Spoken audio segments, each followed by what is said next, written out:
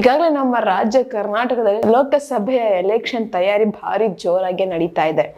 ನಮ್ಗೆ ಈ ಹಿಂದೆ 2019 ಲೋಕಸಭೆ ಎಲೆಕ್ಷನ್ ಸ್ವಲ್ಪ ನೆನಪಿರ್ಬೋದು ಅಂತ ಅನ್ಕೊಂಡಿದೀನಿ.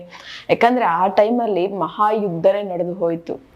ಯಾಕಂದ್ರೆ ನಮ್ಮ ಒಂದು ಮಂಡ್ಯ ಕ್ಷೇತ್ರಕ್ಕೆ ಯಾರು ನಿಲ್ಬೇಕು ಅನ್ನೋ ಒಂದು ಕುತೂಹಲ ಇತ್ತು. ಹಾಗೆ ಯಾರು ನಿಲ್ಬೇಕು ಅನ್ನೋ ಚರ್ಚೆಗಳು ಸಾಕಷ್ಟು ನಡೀತಾ ಇದ್ವಿ 2019.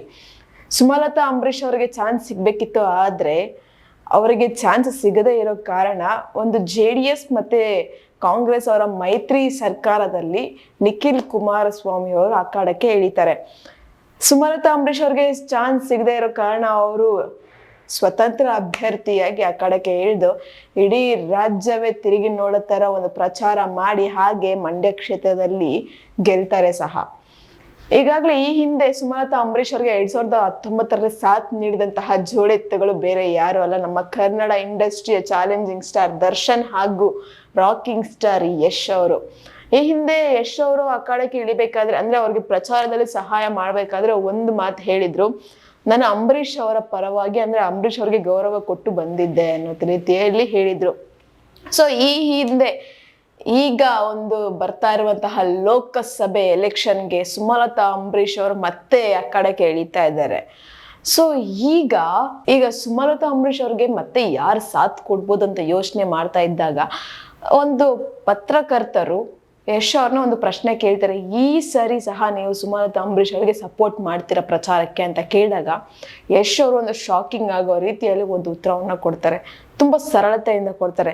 ನಾನು ರಾಜಕೀಯಕ್ಕೆ ಇಳಿಯೋದಿಲ್ಲ, ನಾನು ರಾಜಕೀಯಕ್ಕೆ ಯಾವುದೇ ರೀತಿ ಯಾವ ಪಕ್ಷಕ್ಕೂ ಸಹ ಪ್ರಚಾರ ಮಾಡೋದಕ್ಕೆ ಹೋಗೋದಿಲ್ಲ ಅನ್ನೋ ರೀತಿಯ ಉತ್ತರವನ್ನ ಕೊಡ್ತಾರೆ.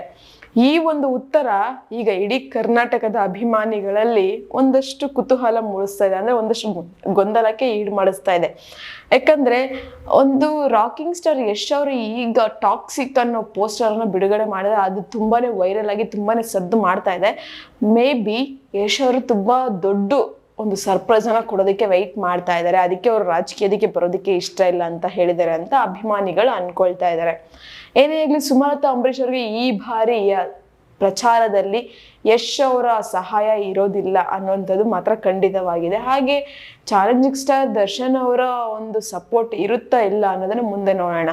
ನಿಮ್ಗೆ ಹೇಗೆ ಅನಿಸ್ತು ಈ ಒಂದು ವಿಚಾರ ಕೇಳಿ ಒಂದು ಕಮೆಂಟ್ ಬಾಕ್ಸಲ್ಲಿ ಕಮೆಂಟನ್ನು ಹಾಕಿ. ಹಾಗೆ ನಾನು ಹೇಳಿದಂಥ ಇನ್ಫಾರ್ಮೇಶನ್ ನಿಮ್ಗೆ ಇಷ್ಟ ಆಗಿದ್ರೆ ಒಂದು ಲೈಕ್ ಮಾಡಿ, ಶೇರ್ ಮಾಡಿ, ದಯವಿಟ್ಟು ಸಬ್ಸ್ಕ್ರೈಬನ್ನು ಮಾಡ್ಕೊಳ್ಳಿ. ಇದೇ ಥರ ಇನ್ನಷ್ಟು ವಿಡಿಯೋಸ್ಗೋಸ್ಕರ ನೀವು ನೋಡ್ತೀರಿ ನಮ್ಮ ಚಾನಲನ್ನು.